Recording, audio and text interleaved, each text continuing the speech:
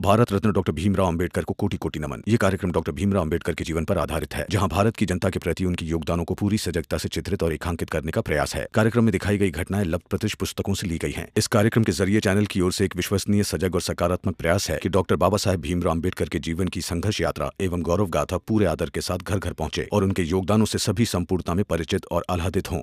तुम्हें जो सही लगे वो तुम कर सकते हो, क्योंकि मैं नहीं चाहता कि मेरी वजह से चाल में कोई भी परेशान रहे।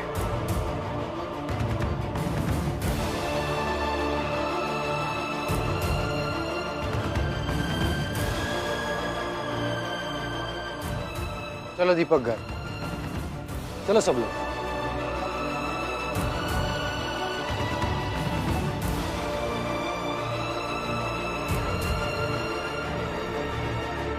हितेश भाऊ, आप है ना बाजा वाले की व्यवस्था रखिए। हाँ?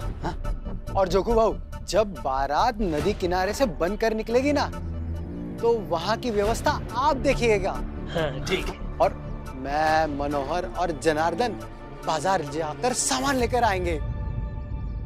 आता हूँ रमा।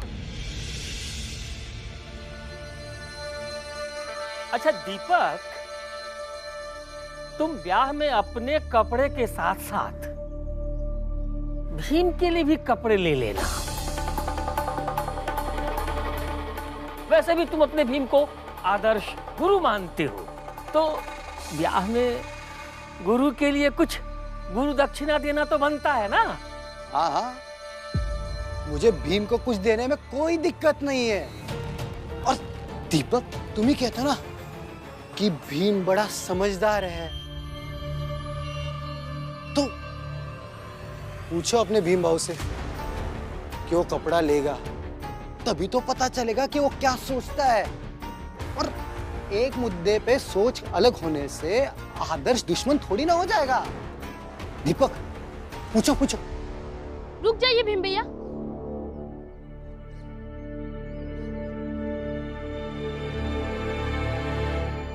मैं मेरे विवाह में आपके लिए कपड़े लाना चाह रहा हूँ, नाप देने चलिए ना।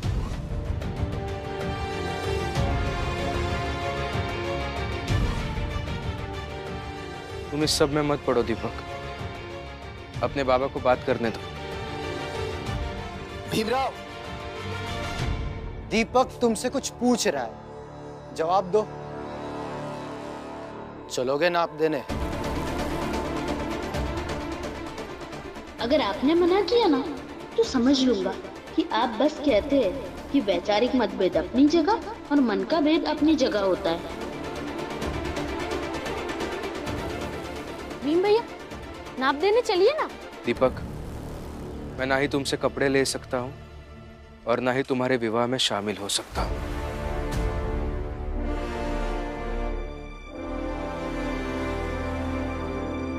भीम भैया, आपसे ये उम्मीद नहीं थी।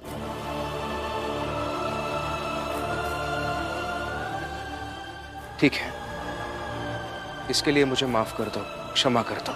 क्षमा? भीम भैया, आज समझ आ गया कि सब लोग ठीक कहते हैं। आप बस अपने लिए सोचते हैं, अपनी भावनाओं का ख्याल रखते हैं, अपने हिसाब से सही गलत सोचते हैं। मैंने बस आपकी एक बात नहीं मानी, तो आपने मुझसे कपड़े लेने से इनकार कर दिया और मुझे दोषी बनाएंगे। क्या?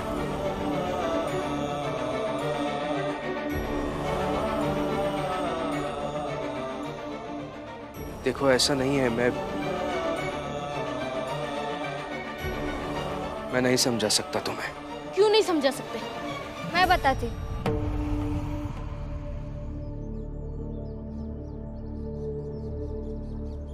क्योंकि तुम इनके लिए बहुत खास हो और ये तुमसे बहस नहीं करना चाहते।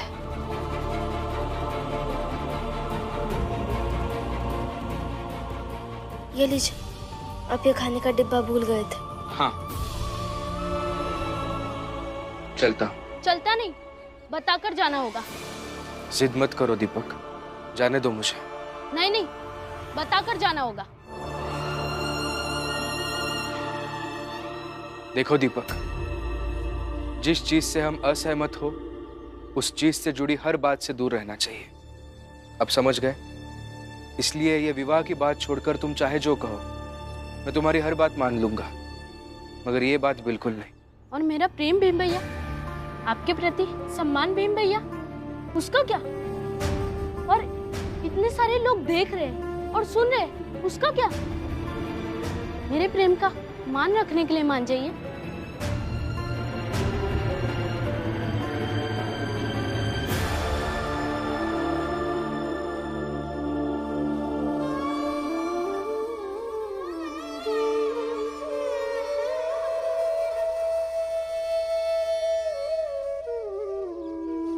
प्रेम और शर्त एक साथ मत रखा करो, रिश्ते को जला देते हैं।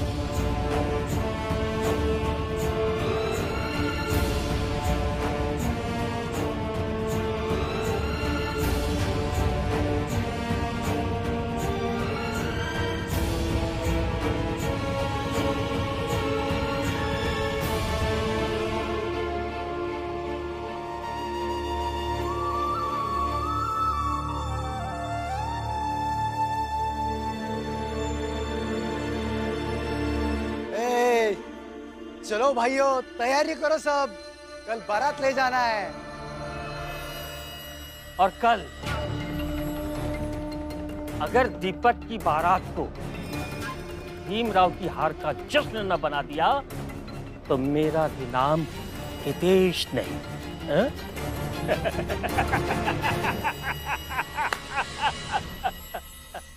भले ना है भीम भैया, मगर ये विवाह होगा तो होगा। उन्हें ऐसा नहीं करना चाहिए था। बेटा, ये सब मत सोचो। बड़े लोग सिर्फ अपना फायदा निकालना जानते हैं। भीमराव तुम सबके लिए बड़ा है, और देखा जब उसे अपना नफा नहीं दिखा तो कैसे चुपचाप निकल लिया। बेटा, ये सब छोड़ो और अपने कपड़े सिलाने चलो मेरे साथ। क्या हुआ? बाहर भीम के साथ कुछ हुआ क्या? दीपक, अपने आई से पूछो कि ये कपड़े लेगी या नहीं, या भीम की तरह मना करेगी। हाँ आई, आप कपड़े लेंगी या नहीं? लूंगी ना, क्यों नहीं लूंगी? मेरे बेटे की शादी है तो खुशियां क्यों नहीं मनाऊंगी मैं? भीम भैया को समझना चाहिए ना, मैं उनसे प्यार करता हूँ। मेरी भावना समझे, ऐसे ही चले गए। दीपक, भीम है वो, और जीवन में जो जितना संतुलित होते हैं ना, वो उतने ही अनजाने में दूसरों को दुख पहुंचा देते हैं, जैसे आज तुम्हारे साथ हुआ। मगर भीम कभी गलत नहीं हो सकता है।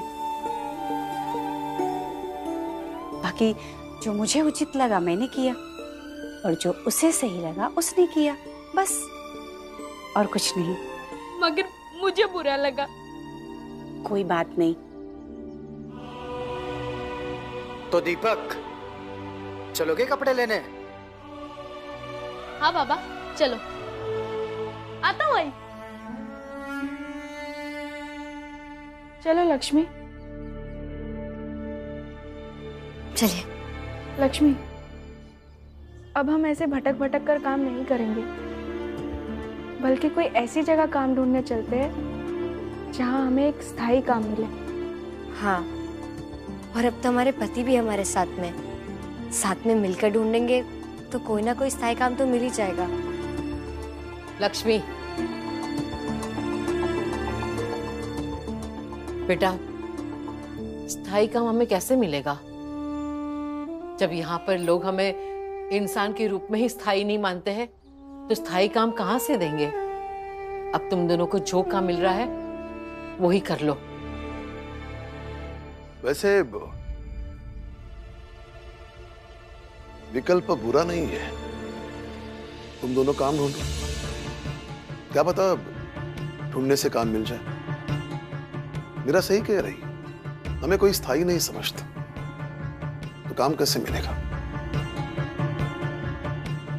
लेकिन उन सबकी तमाम नफरतों के बीच में हमें अपनी जगह बनानी है, हमें अपनी लड़ाई लड़नी है और नौकरी भी करनी है। घर से यह सोचकर निकलोगी कि आज हमें स्थायी काम मिलेगा तो जरूर मिलेगा। विश्वास रखो खुद पर। उससे क्या होगा? उससे अच्छा भीम को ही क्यों नहीं बोलते कि उसके ही ऑफिस में काम दे दे। क्या कहा आपने?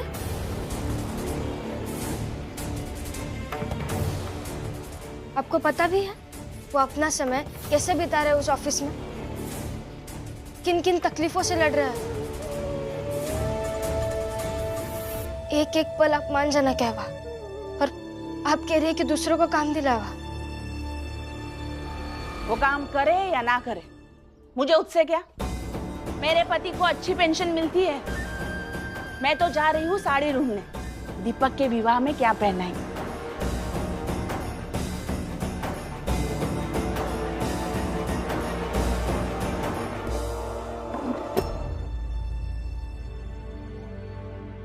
क्या हुआ बेटी? भीम को ऑफिस में तकलीफ हो रही है क्या? हाँ पापा।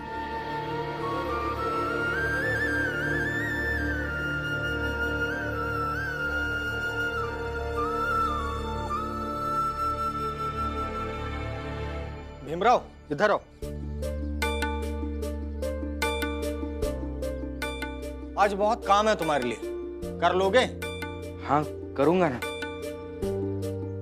पक्का कर लोगे ना? हाँ जरूर कर लूंगा, बताइए। इस पर्चे में जो जो लिखा है वो सभी काम करना है। और हाँ, जब ये हो जाए तभी घर जाना।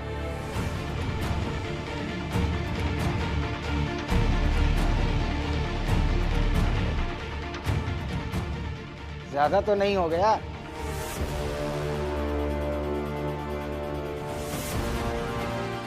कोई काम ज्यादा नहीं होता। नहीं, कहीं तुम ज्ञान देने लगो कि एक दिन में इतने पैसे पाता हूं तो इतना ही काम करूंगा। तुमसे डर लगता है ना? मेरे बाबा का एक सिद्धांत है कि अक्सर तुम्हें काम के जितने पैसे मिलते हैं उससे थोड़ा ज्यादा ही काम करके देना चाहिए। ये काम के प्रति हमारा प्रेम और सम्मान दर्शाता है। मैं ये सब पूरा करके ही घर जाऊंगा सर। ठीक है।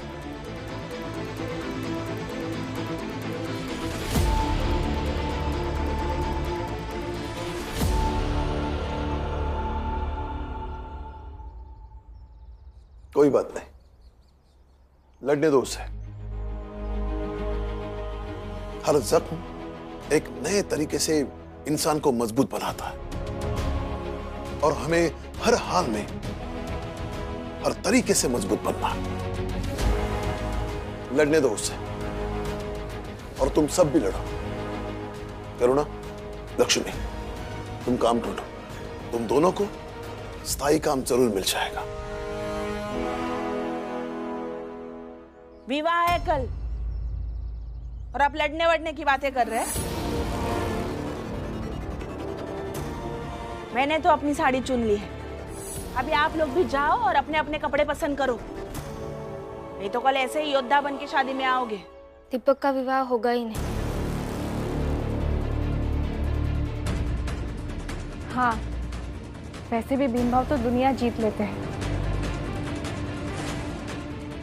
रमा, इसके सामने ये सब मत बोल।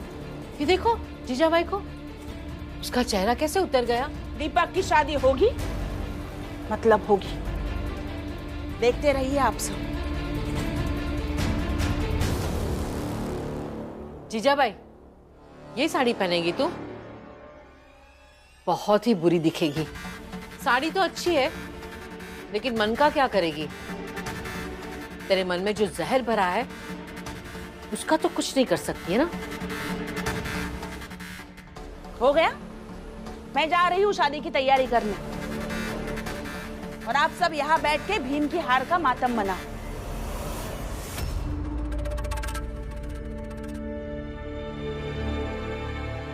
दीदी, रमा, चलो हम काम ढूंढने चलते हैं। आता है पापा।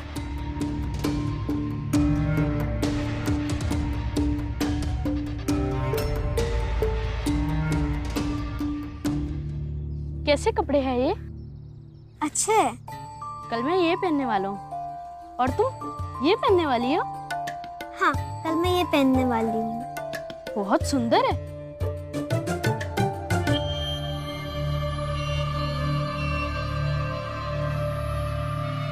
अब तो कल विवाह हुआ ही समझो। ये लो दहेज के आधे पैसे।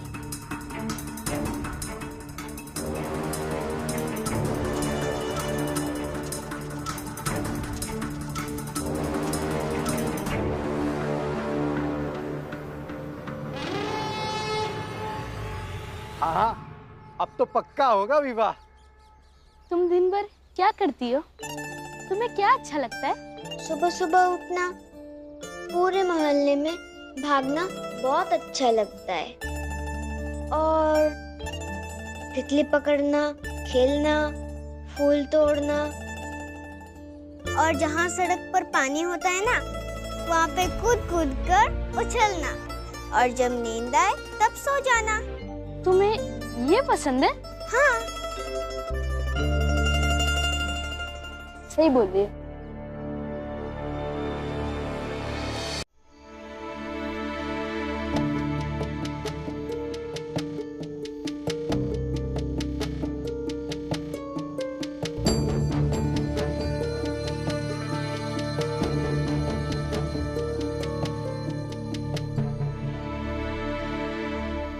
भीमराव, पर्चे में लिखे काम आज पूरे हो जाएंगे या थक गए हो? थक जाऊंगा तो भी पूरा काम खत्म करके ही घर जाऊंगा। अच्छा, तो हम सब चलते हैं। जब काम पूरा हो जाए तो तुम भी घर चले जाना। जी चलो। मैनेजर, इसे ठीक कर देना और सुबह तक मेरे घर में पहुंचा देना। शाम को इसे लेकर कहीं जाना है।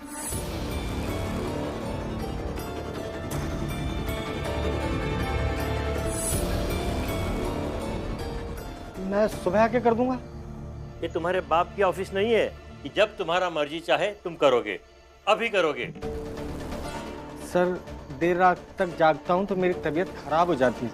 अभी का मतलब समझते हो तुम? अभी, इसी वक्त।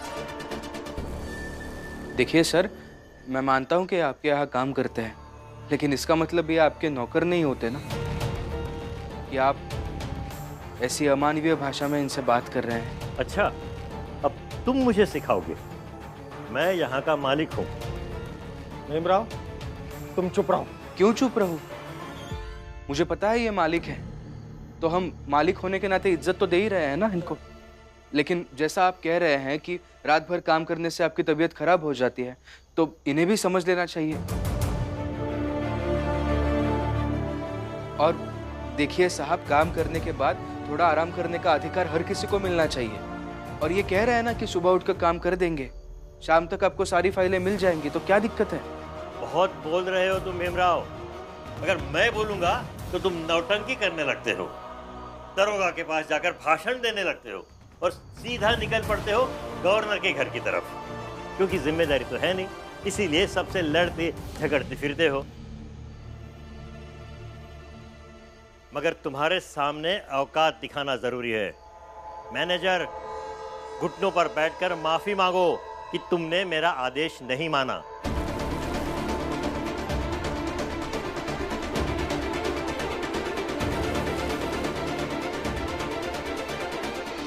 चार चप्पल भी मारूंगा ना तो कहीं नहीं जाओगे। रुकिए सर, मेरे होते हुए मैं आपको ये सब नहीं करने दे सकता हूँ। आप ये गलत कर रहे हैं।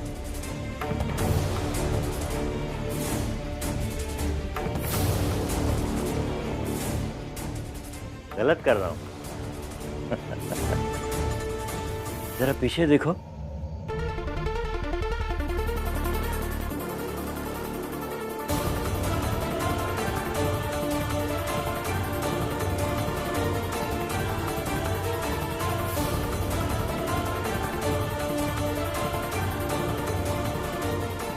कल सुबह तक तैयार रखना, मैं चलता हूं।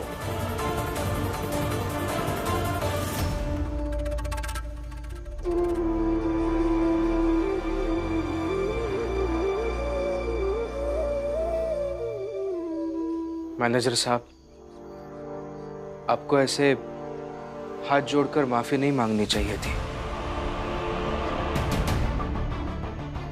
सब तुम्हारी वजह से। तुम मालिक से ऐसे बहस ना करते तो मुझसे ये नहीं करवाते। तुम्हें तो बड़ा मजा आया होगा ना अपने मैनेजर को ऐसे देख के। मजा नहीं सर, बिल्कुल भी नहीं। जाओ अपना काम करो।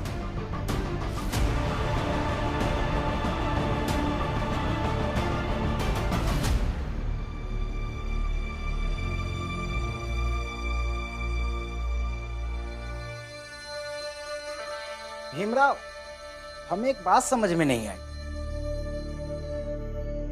क्या? यही कि तुमने आराम की मांग मैनेजर साहब के लिए की लेकिन अपने लिए नहीं की। क्यों?